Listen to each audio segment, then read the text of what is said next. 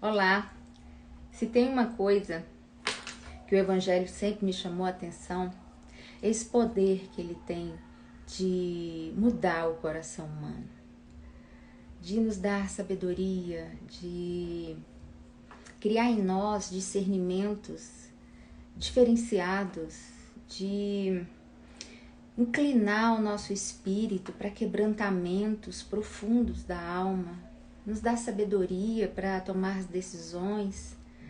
O Evangelho ele nos ensina a ter um coração temente a Deus, um coração cheio de ternura, cheio de simplicidade, cheio de piedade, cheio de sensibilidades que só mesmo o Espírito de Deus pode colocar no nosso coração. E, no entanto, quando ele não é pregado nessa verdade, quando o Evangelho ele é utilizado, ele é desviado, né, na sua aplicação desse caminho de verdade que ele é e que ele pode construir, os efeitos dele também são trágicos, né? A pessoa fica insensível, ela se acha superior a todo mundo, ela faz julgamentos, ela fica arrogante, né? E perde o temor de Deus. Então, o contrário de tudo isso também é verdadeiro. E por que eu falo isso? Eu falo isso porque nos últimos dias, nos dias que nós estamos vivendo, nós vimos um show de pirotecnia dentro das igrejas, principalmente, de algumas denominações que profetizaram em nome de Deus, falaram coisas absurdas em nome de Deus,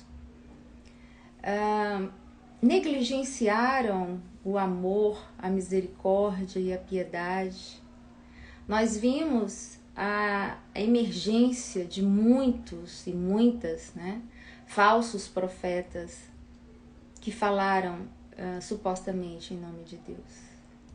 E como eu disse, quando esse evangelho ele é falado dessa forma, o que ele produz são corações insensíveis, porque ele fala sempre com uma segunda intenção. Ele é falado na intenção daquilo que é o interesse humano, daquilo que é o desejo humano.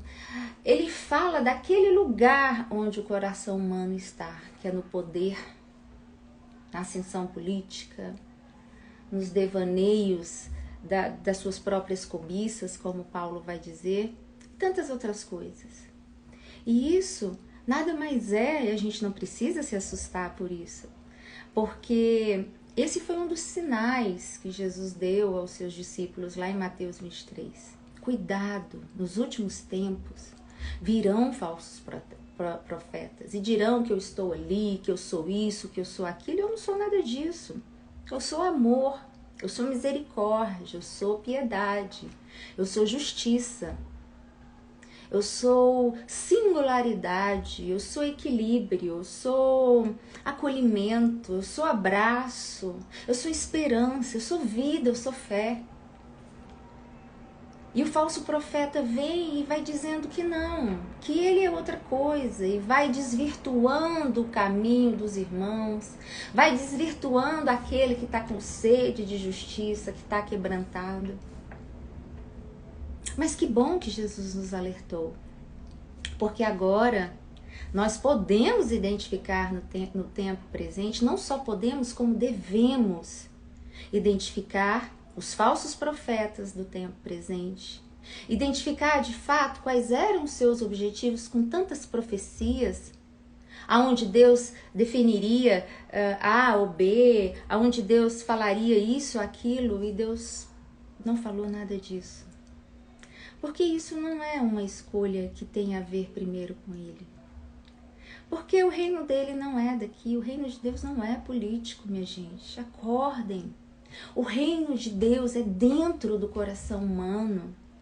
A gente está perdendo tempo. Será que as pessoas não enxergam que nós estamos perdendo tempo? Nós estamos desviando a nossa energia para um interesse dessa terra. E vocês viram, todos nós estamos vendo que essas profecias, todas elas foram falsas. Pode ser de líderes grandes, de igrejas grandes, como pode ser líderes pequenos, de igrejas pequenas, podem ser quem for. Nós vimos que Deus não está nesse negócio, porque o negócio dele começa dentro de nós. A gente tem que pegar essa energia e desviá-la desse caminho de soberba, desse caminho de politicagem boba, barata, de gado, porque é assim que esses líderes e esses falsos profetas tratam os seus. Eles acham que só eles têm discernimento e não é assim. A palavra é para todos nós. A minha oração, a sua oração não vale mais nem menos do que nenhuma oração, nenhuma outra oração. A gente tem que aprender que não há mais sacerdotes entre nós e Deus. Não há mais sacerdotes. A fraternidade de irmãos é para louvarmos a Deus.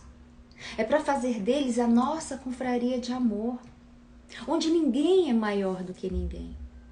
Mas enquanto a igreja brasileira, a igreja do Senhor, não entender isso, ela vai ficar dando passos para trás, porque o que nós vimos atualmente foi a igreja do Senhor, essa igreja cheia de denominações. Vamos falar de denominação? Não vamos falar nem de igreja, porque igreja sou eu, você.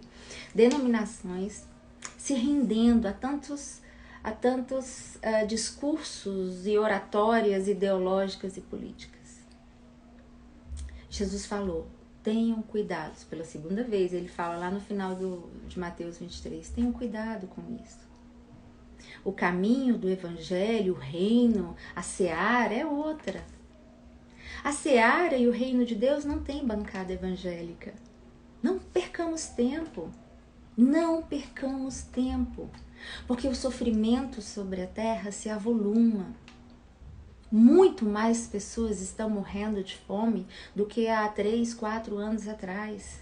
Seja os motivos que forem, não importa, são nossos irmãos e precisamos buscar essa energia que nós temos e colocá-la na direção e em favor do Evangelho.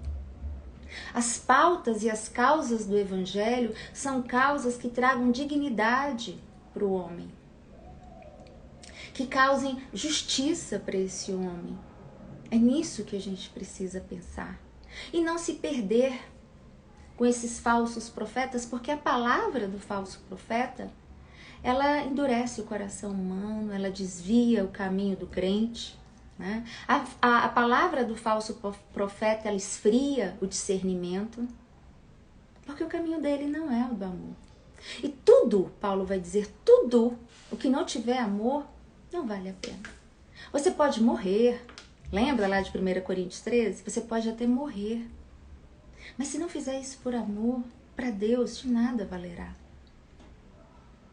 E é nossa obrigação.